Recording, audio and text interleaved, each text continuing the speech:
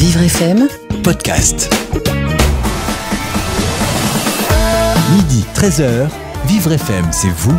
Jean-Baptiste Bergès. Durant son enfance, mon invité a vécu un calvaire. Son père l'a régulièrement violée, un traumatisme qu'elle a oublié pendant 30 ans, puis les souvenirs ont ressurgi après une longue amnésie.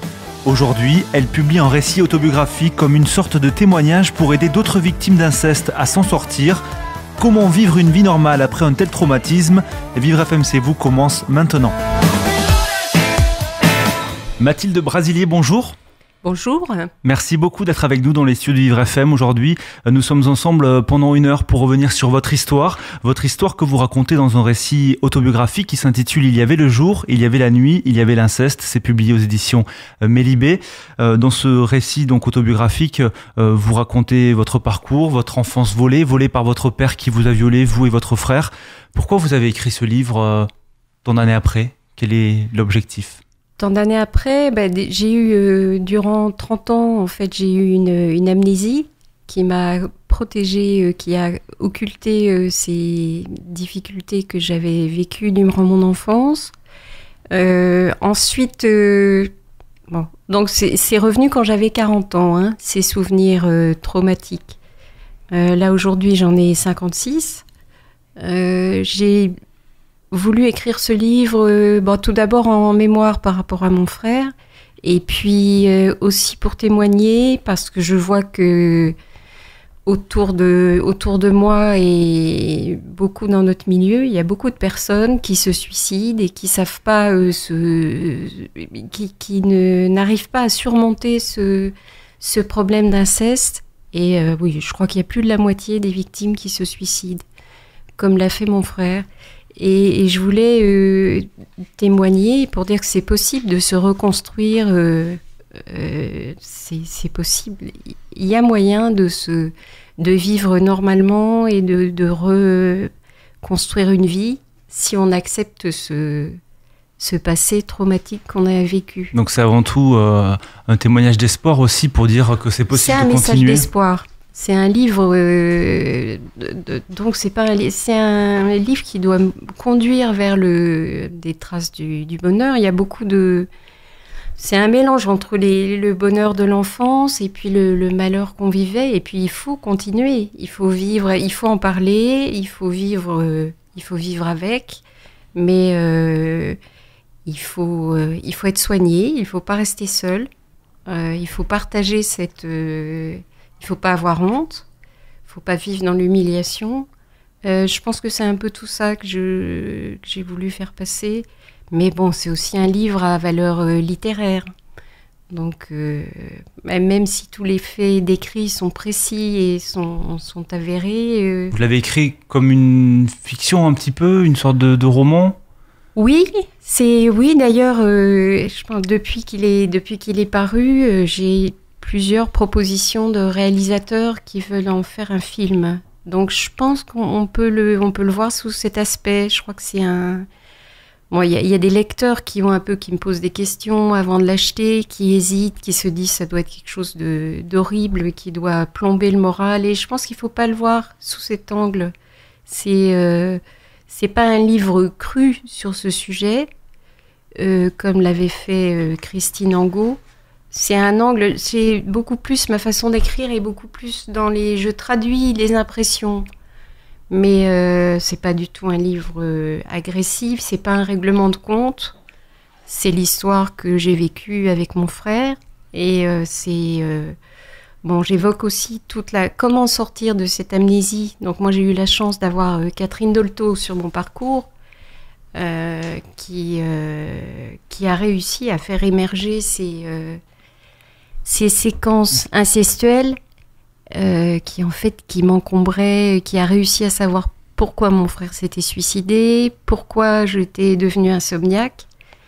Ça c'est la séquelle qui reste à vie. C'est ça qu'il faut expliquer à nos auditeurs, que pendant 30 ans, vous n'aviez pas de souvenir de ce qui s'était passé pendant votre enfance. Aucun.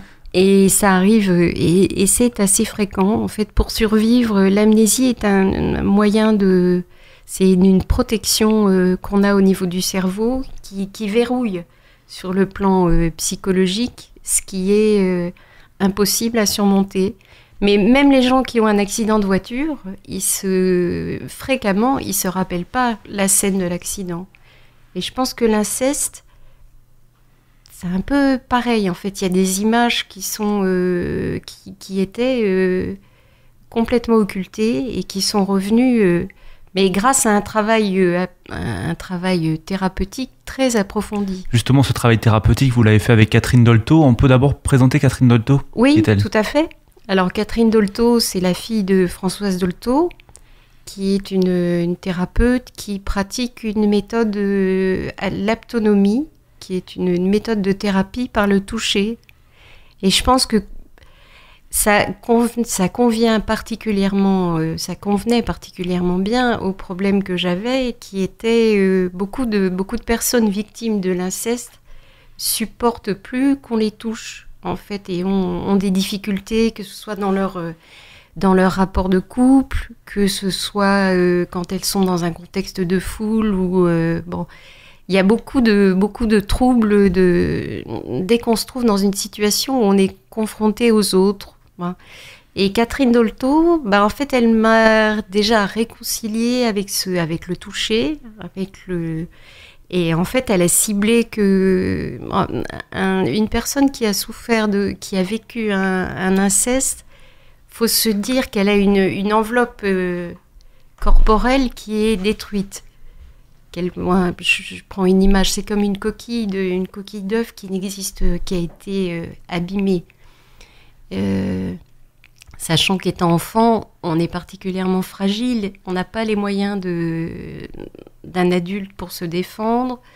En même temps, on est sous la menace, on dit rien à personne quand on est enfant, et on était menacé. Et c'est vrai que moi j'ai toujours été, j'avais ce côté optimiste que j'ai en moi, et j'avais, j'avais un peu cette force d'oublier. En plus, on était dans un contexte familial très privilégié. Et là aussi, je pense que ça arrive beaucoup plus dans les milieux privilégiés que non privilégiés. Où les gens, du fait que des gens qui sont très brillants se croient... Vous dites que l'inceste peut se dérouler plus dans des milieux privilégiés. On a tendance à penser le contraire. On a tendance à penser le contraire parce que les milieux privilégiés le cachent plus. Mais je pense qu'il y en a beaucoup plus. Il y en a beaucoup plus parce qu'il y a beaucoup plus de personnes qui jouent de leur autorité et qui se croient tout permis et pour manipuler un enfant, il faut une certaine forme d'intelligence que je décris dans mon livre.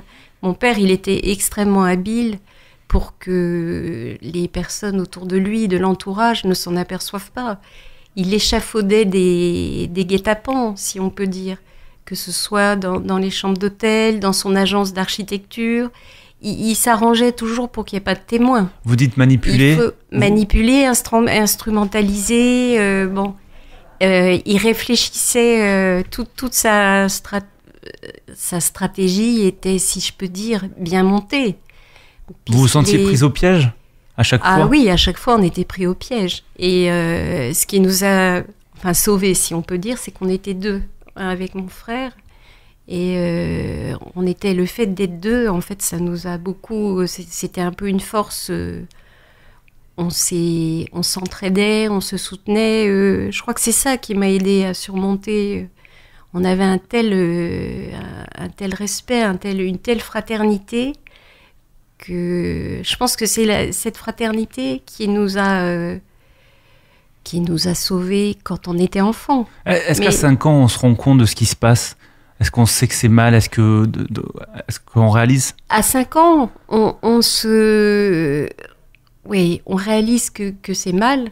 On se dit, promis papa, je dirai rien à personne. Et parce qu'il nous disait sinon je m'arrangerai pour vous faire disparaître. Et bien sûr qu'on se rend compte à 5 ans, surtout dans un milieu qui est culturellement, moi j'étais dans le 6e à Saint-Germain-des-Prés, et c'est vrai c'est un milieu où on a déjà pas mal d'informations à 5 ans. Moi, j'avais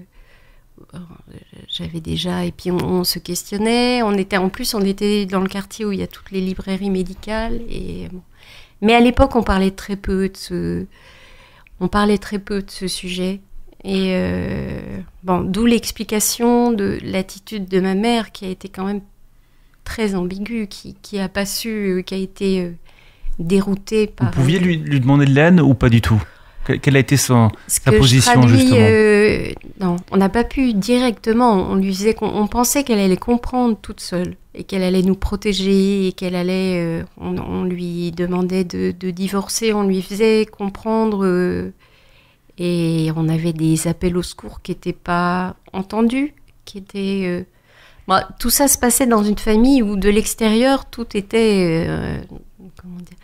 une famille brillante, très bien... Votre père était architecte ? Architecte, prix de Rome, et c'est vrai que dans le quartier du 6e, mes parents avaient une notoriété importante. Mon père connaissait André Malraux, qu'il était très ami avec Balthus, ce qui n'est pas sans rapport avec les actes commis. Bon, il y avait... parce que dans le milieu artistique, il y a une certaine dérive où on passe de la beauté du corps à la limite sexuelle, elle est vite franchie. Hein. D'ailleurs, à propos de Balthus, il a violé sa propre belle-fille, qui n'a jamais obtenu gain de cause en justice, mais et d'autres. Il y a eu d'autres viols de personnes qui l'utilisaient pour faire ses tableaux, enfin de modèles. Mais il était... Faut se dire que c'est un milieu qui est quand même protégé. Il n'y a rien à attendre au niveau de la justice. Voilà. Donc forcément, ce sont peut-être des gens qui se sentent un peu plus tout permis et qui savent qu'ils ont le droit, quoi. Ils ont le droit. Ils s'octroient le droit. Ils se croient supérieurs aux autres et ils se servent de leur... Tout le monde doit être...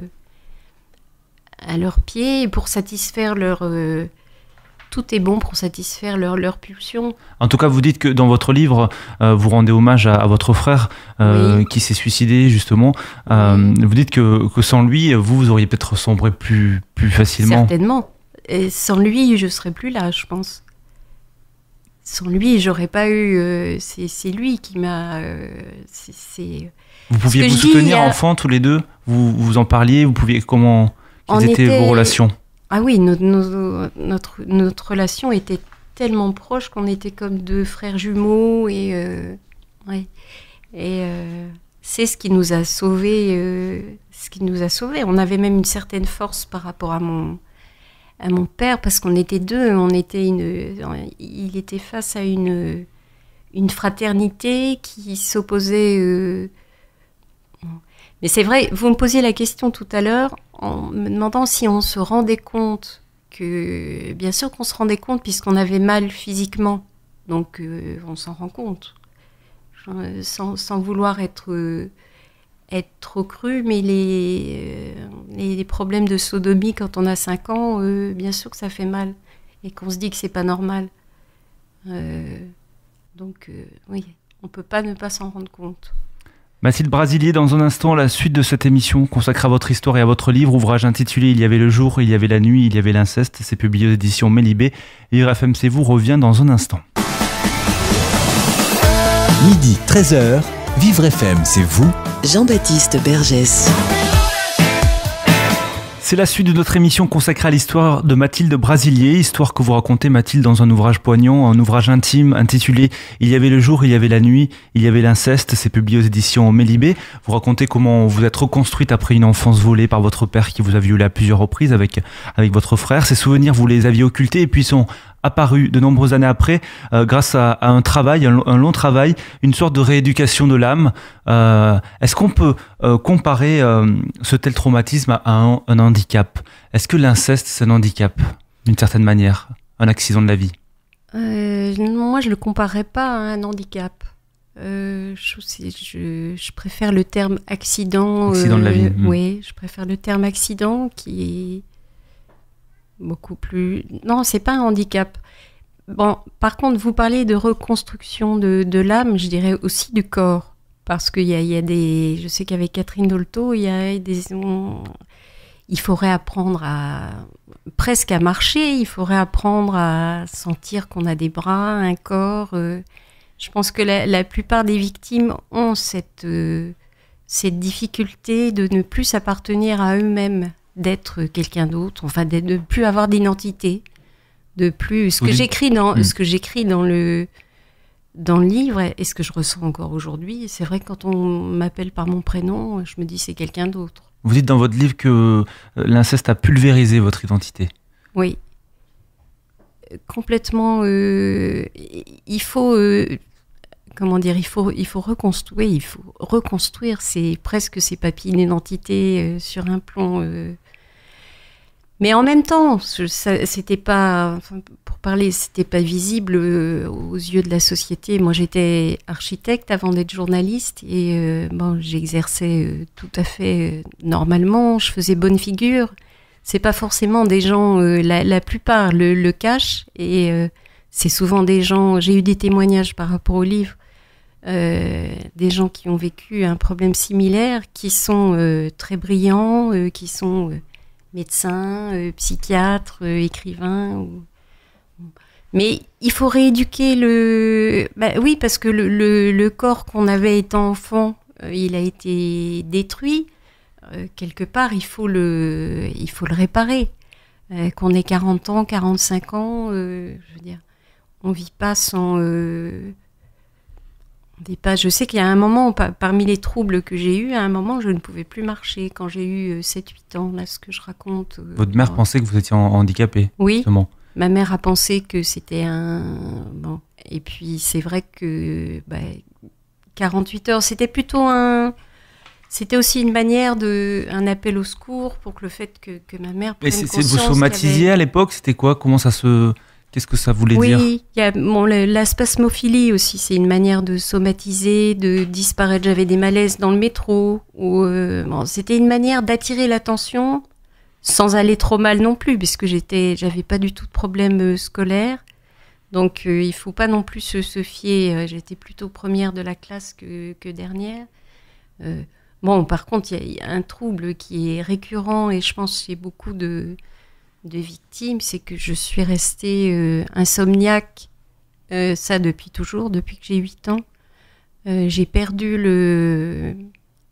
Vous aviez peur de la nuit, enfant, vous écrivez dans votre livre tous ces soirs qui tombent me parlent de la mort. Qu'est-ce que ça évoquait pour vous Pour moi, tous les soirs, encore maintenant, même si ça dure un éclair de seconde, tous les soirs, je vois mon père qui vient dans ma chambre, où que je sois. C'est une image...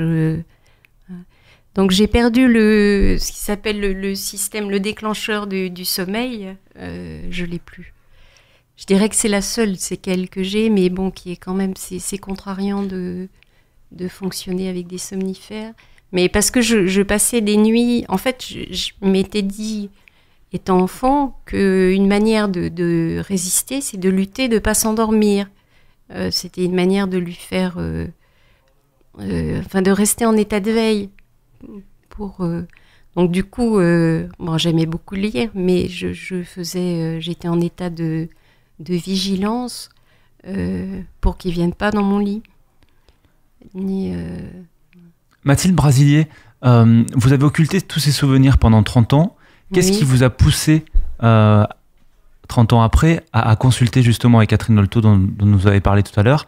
Vous étiez dans quel état d'esprit? Vous consultiez pourquoi à la base, si ce n'est pour ça, puisque vous ne vous souvenez pas de ces souvenirs? Oui, un élément majeur dans ma vie, c'est le suicide de mon frère en mars 85. Et donc en mars 85, mon frère se jette du haut de Beaubourg et je n'ai aucune explication à ce suicide. Il allait, quelqu'un qui allait parfaitement bien, qui avait aucun signe précurseur, ni de dépression, ni... Et je vois que je décris un petit peu l'attitude de mes parents au moment de ce suicide qui m'interpelle parce qu'ils ont l'air presque soulagés que mon frère soit disparu. Mes parents, lui, il n'a pas de pierre tombale. Enfin, il y a plein de... plein de choses qui se sont passées autour de ce suicide. Et c'est vrai que depuis 85, je me questionne un peu tous les jours. Je cherche à comprendre la raison. Je pense qu'il y a toujours une raison à un suicide. On ne se suicide pas. Je pense qu'il y a toujours une raison. Donc à ce moment-là, lorsque vous consultez Catherine Dolto, c'était pour retrouver la raison du suicide de votre frère? Essentiellement. Oui, essentiellement, parce que il y avait quelque chose que je comprends, que j'expliquais pas dans mon cheminement de vie, et voilà, c'était essentiellement pour ça, au départ, oui. Et c'est à ce moment-là, lors de ces séances, que les souvenirs sont remontés à la surface? Oui, c'est lors de après 5 ans de séances, voilà, oui, c'était des séances très, très dialectiques, hein, où elle parlait beaucoup, où elle me questionnait. Et c'est vrai que chaque fois qu'elle abordait le problème de la famille, je m'en éloignais. J'étais une patience très, très résistante. Voilà. J'avais tendance à lui dire, mais qu'est-ce que tu vas chercher? Tout va bien dans ma famille. Vous pensiez vraiment avoir vécu une enfance heureuse et que tout allait bien? J'avais, disons que ça m'arrangeait de... Non. Et puis en fait, le livre est jalonné de contrastes, parce qu'il y a des moments où on était vraiment heureux. Il y a des moments où on était terrifiés, et puis il y a des moments où on était très heureux, parce qu'on était... On était en grande proximité avec mon frère, et puis on vivait dans un milieu artistique où on était, je dirais même mon père nous apportait beaucoup sur le plan artistique et culturel. Paradoxalement, il n'y avait pas que l'image du père monstrueux. Je dirais ce que je dis dans le livre, on l'aimait bien pour certaines choses, et c'est quelqu'un que tout le monde admirait, donc...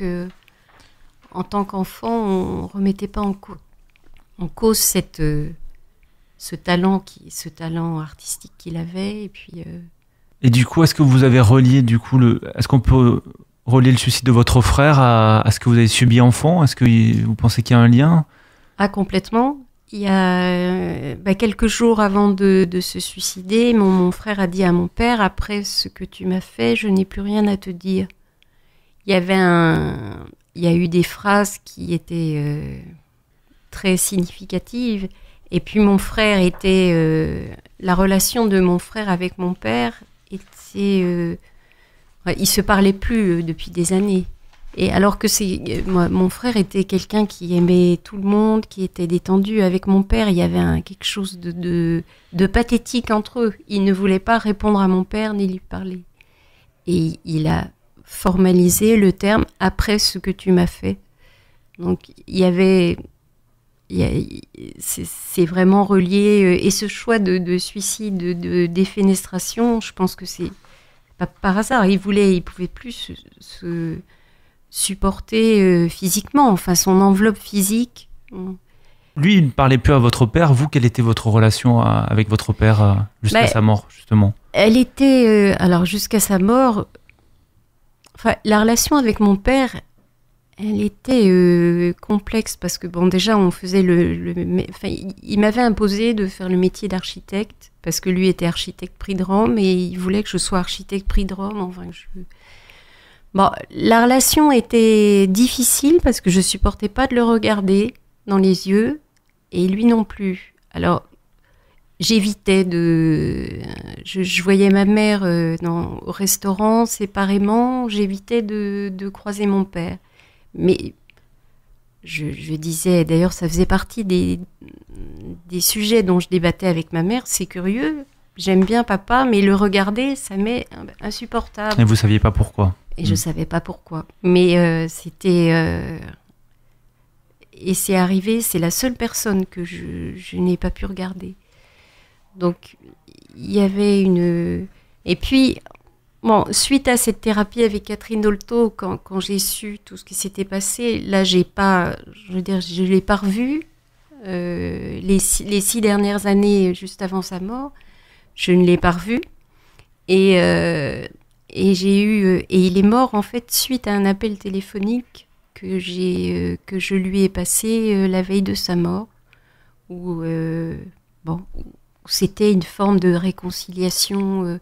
Je pense qu'il attendait ce dialogue avec sa fille pour partir. Alors, est-ce qu'il s'est suicidé? C'est probable. C'est ce que me dit ma mère. Est-ce qu'il s'est suicidé lui après m'avoir eu au téléphone et bon, par téléphone, c'est vrai qu'il s'est. Alors mon père écrivait beaucoup et il écrivait lui-même lui-même ne se supportait pas d'avoir commis des actes pareils. Vous écrivez la bête est morte. Oui. Vous, qu'est-ce que vous avez ressenti à sa mort? J'ai ressenti une vie, enfin une nouvelle vie qui commençait, une libération, sa mort était, pourtant je souhaite la mort de personne, mais la sienne, c'était une libération, un plaisir, et pour ma mère également, ce qui était troublant aussi. Ça vous permettait d'aller de l'avant peut-être et de tourner la page, même si vous écrivez dans votre livre que l'inceste c'est une tâche indélébile, il faut le préciser. Oui, c'est indélébile, mais c'est vrai que le fait que la personne soit, c'est pour ça que je dis la bête meurt, le fait que la personne ne soit plus là, on se sent plus traqué, on n'est plus. Et puis ça m'a d'autant plus soulagée qu'il m'a demandé. Il m'a demandé pardon juste avant de mourir. Ce dernier, c'est un peu une chance qu'il y ait ce dernier. Même si rien ne peut... J'ai accepté ce pardon. Même si rien ne peut réparer, je l'ai entendu. Mathilde Brasilier reste avec nous dans un instant, la suite de cette émission. On continue de dérouler votre histoire et on continue de parler de votre livre. Il s'intitule « Il y avait le jour, il y avait la nuit, il y avait l'inceste ». C'est publié aux éditions Mélibé. Midi, 13h, Vivre FM, c'est vous. Jean-Baptiste Bergès. C'est la suite de notre émission consacrée à l'histoire de Mathilde Brasilier, l'histoire que vous racontez Mathilde dans un ouvrage intitulé « Il y avait le jour, il y avait la nuit, il y avait l'inceste ». C'est publié aux éditions Mélibé. Vous racontez comment vous êtes reconstruite après une enfance volée par votre père. Vous avez été victime d'inceste. Alors l'inceste, il n'y a pas vraiment de véritables statistiques, mais d'après un sondage Ipsos pour l'Association internationale des victimes de l'inceste, 2 millions de Français seraient concernés par l'inceste. Selon le collectif contre le viol, dans chaque classe, il y aurait un enfant victime d'inceste. Ce sont des chiffres que vous connaissiez, vous avez connaissance de ces chiffres, Mathilde? J'ai entendu ces chiffres, mais qui sont actuellement contestés parce qu'il y a beaucoup de personnes qui restent sous le silence. Donc, malheureusement, je pense qu'il y en a plus. Mais ouais. Déjà, ces chiffres... Il y en a beaucoup qui se taisent. Il y en a beaucoup qui se taisent, puisque l'inceste est quand même... souvent, les victimes se culpabilisent elles-mêmes. C'est tabou encore. C'est tabou, c'est encore tabou. Et là, le projet qui est présenté à l'Assemblée, ça fait plusieurs années qu'il est question de le faire passer et ça passe pas à chaque fois. Alors que les autres pays d'Europe, ça passe pas. On veut pas pénaliser, ce qui est quand même très étrange. Si on pénalise pas, ça veut dire qu'on accepte qu'un père viole ses enfants. C'est ça. Pour l'instant, le mot inceste n'apparaît pas dans la loi parce que, au motif que la définition des membres de la famille pouvant être poursuivis à ce titre aurait peut-être imprécise, c'est ça. C'est important que l'inceste soit considéré comme un crime et non pas comme une circonstance aggravante. C'est ça qui est discuté actuellement à l'Assemblée. Oui. Et alors que c'est véritablement, c'est un viol, c'est un crime. Je vois pas. C'est incontournable. Mais je pense que c'est le côté... en France, on est très pudique. On est très pudique et ça fait peur à tout le monde. Je sais que le livre qui se vend très bien sur Amazon et à la Fnac, les libraires ont peur de présenter le livre en vitrine parce qu'il y a le mot inceste. Donc, on est encore là, je le vis concrètement. Justement, comment on explique que ça dérange ça dérange les gens parce ils connaissent des personnes autour d'eux et c'est presque pris comme une tare. Enfin, d'avoir... ça l'est de moins en moins, mais c'est quand même un peu... Beaucoup de gens prennent se disent c'est pas possible ce qu'elle raconte ou c'est pas vrai, ou beaucoup de gens ne veulent pas le croire. Quand vous dites que beaucoup de gens connaissent des gens autour d'eux qui sont concernés, peut-être, Oui, c'est ça? Ça veut oui. dire que c'est C'est répandu ce que- davantage que ce qu'on ne pense. C'est beaucoup plus, ouais. Malheureusement, oui. Oui, malheureusement, et beaucoup dans les milieux aisés. Là où c'est peut-être moins répandu, c'est dans les classes moyennes. Je pense. Est-ce que vous avez eu des retours de votre livre, sur votre livre? Oui, justement j'ai des retours très très touchants, très émouvants. Bon, alors c'est vrai que j'ai des retours comme le livre est peut-être assez élaboré sur le plan littéraire. Il est beaucoup lu par des écrivains, des médecins, mais ouais, j'ai des très bons retours. Beaucoup de gens qui m'écrivent par Facebook ou directement, ou j'ai eu des retours de politique. Oui. J'ai des retours très positifs, mais c'est vrai que ceux qui n'aiment pas le livre, ils vont pas m'écrire non plus. Vous parlez de Donc, retours de politique, qui par exemple? j'ai eu Najat Vallaud-Belkacem, j'ai eu le retour de Christiane Taubira aussi, qui est très bon. J'ai eu aussi le retour de Carla Bruni, parce qu'elle a une association de défense de l'enfance, donc je lui avais adressé dans ce cadre-là. Elle a été très touchée par le livre. Laurence Rossignol, qui s'occupe directement de la pénalisation de l'inceste, qui trouvait que le témoignage l'avait touché par sa justesse, sa précision et oui, et aussi le côté pudique. Les gens ont peur, quand on parle d'un sujet sur l'inceste, les gens ont peur que ce soit violent et que ce soit des histoires dégoûtantes. Et bon. Et pourtant, il est important d'en parler justement pour aider d'autres personnes qui sont Tout à fait. dans cette situation et qui restent dans le Oui. silence. Ça, c'est vraiment le conseil qu'on pourrait passer à des gens qui nous écoutent, Oui. parce qu'ils sont concernés, c'est de ne pas rester dans le silence. Ne pas rester dans le silence, parce que le silence, c'est la honte qu'on ravale soi-même et qui détruit. La honte, elle conduit au suicide. Elle n'est pas constructive, la honte. Il faut... le conseil, je pense qu'on s'en sort pas tout seul. Déjà, il faut en parler à ses proches, à ses amis. Et puis il faut rencontrer un thérapeute qui soit le plus compétent possible, mais on peut s'en sortir complètement. On peut avoir une vie normale, on peut être heureux. Et vous êtes la preuve aujourd'hui, ça va mieux? Oui, ça va très bien. C'est pas mieux. Mathilde Brasilier reste avec nous. Il est temps maintenant de donner la parole à nos auditeurs. Ils nous ont envoyé quelques questions pour vous. Nous avons une question de Patricia de Paris dans le 12e arrondissement. Elle vous demande: est-ce que l'écriture de ce livre vous a aidé et en quoi?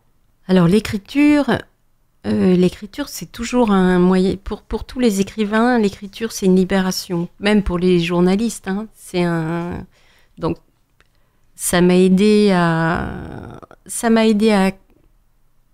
accepter le suicide de mon frère. Ça m'a aidé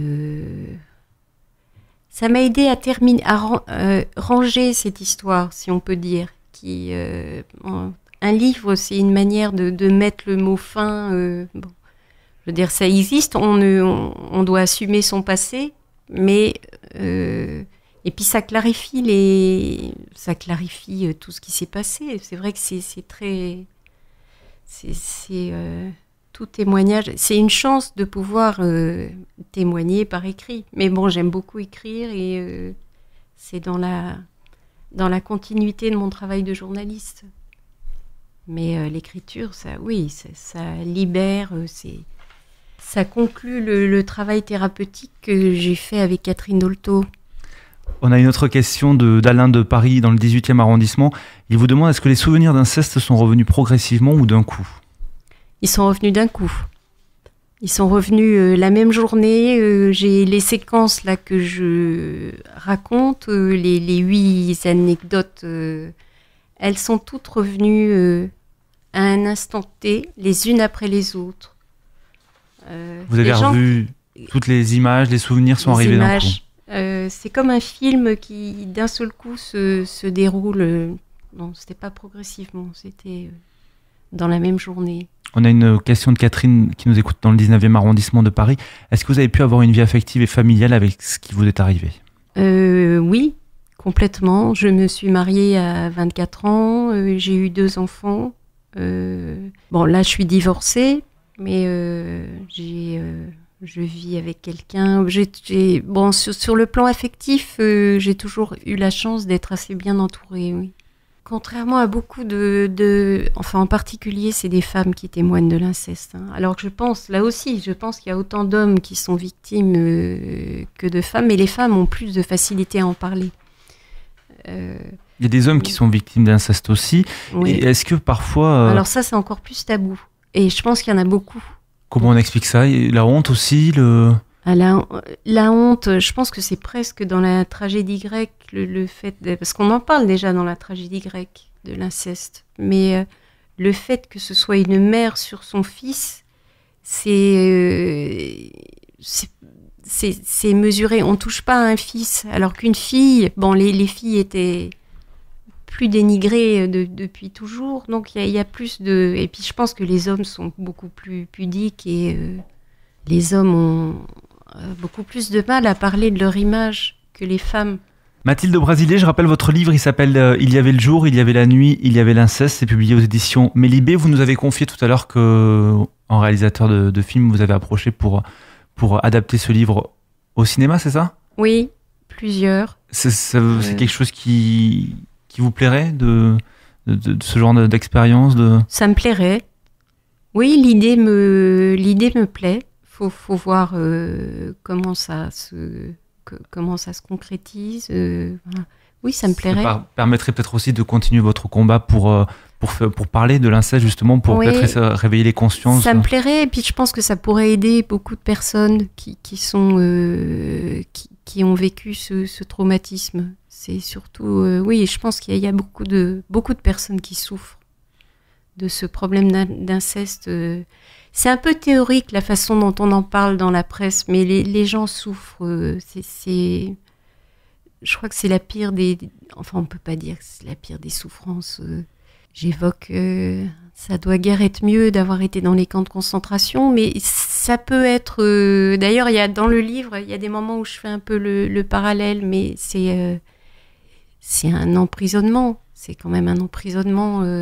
Justement, vous dites que c'est un peu théorique la façon dont on en parle dans la presse, vous qui êtes journaliste, oui. Vous écrivez sur ce sujet-là, vous pouvez peut-être... Dans la presse, j'ai jamais écrit sur ce sujet, mais Bon, ça s'est pas présenté. Déjà, on en parle très peu dans la presse. Là, on commence à en parler, mais juste ces jours-ci. Alors, on n'en parle pas parce qu'il y a beaucoup de personnes qui sont trop sensibles sur ce sujet ou qui sont gênées. Ça fait partie du... En France, on parle pas des choses sales. Je vous dis rien que le terme... ça fait peur. Mais il faut que ça change et votre livre va permettre de faire changer les mentalités. J'espère.